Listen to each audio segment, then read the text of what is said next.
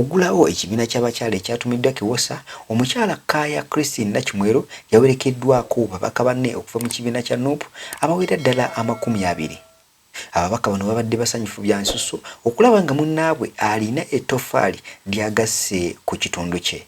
Mu kusanyusa abantu bawerekeddwamu omubaka munnaabwe wa Mawokota North Kiyaga Hilary Innocent, ono nno amanyikiddwa nga Dr. Hildaman.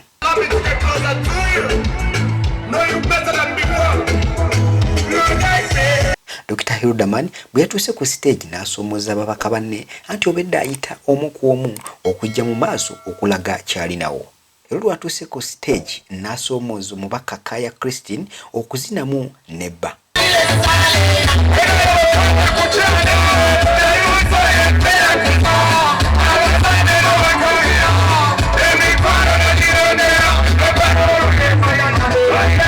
Ababaka bano abasinze okunyumira ennyo abantu mwe babadde omubaka Nakimuli Helen, ono nno wa Umanemu Pikalangala. Omubaka omulala yakyamudde ennyo abantu ye Katabazi Francis Katongole, ono nno akiikirira Kalungu East. Ate bwe kyatuuse ku mbaka omukyalo owa Mityana Joyce Baagala Ntwatwa, naye ate teyabalese kyekimu.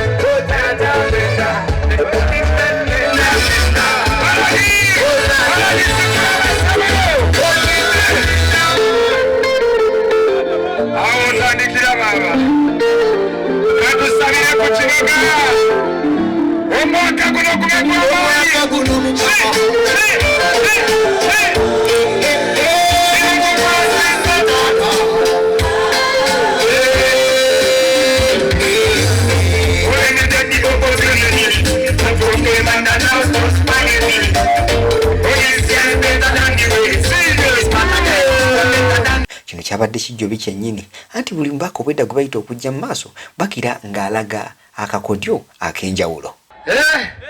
Mwebale kulondaana nabo Kaaya Naki! Kaaya Christine Naki!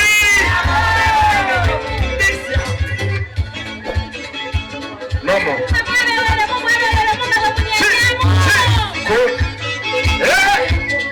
Abebale twagala twagala muzira. Tira kubebale, tira kukebale, tira kukebale, tira kukebale wano. Mulina kungoma yafe. Hey, mulingoma yafe. Mulina basani. Mulina kungoma yafe. Hey, mulingoma yafe.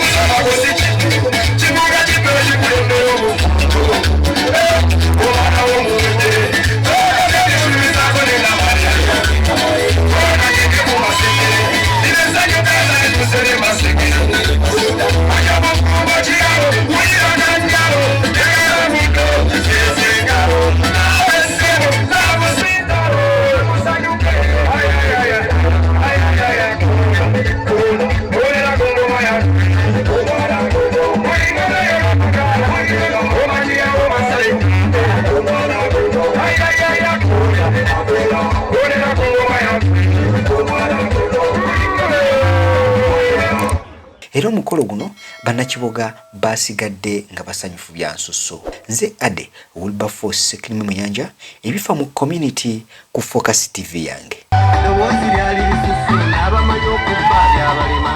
Tewirabira ku subscribinga ku Focus TV yange. Bingi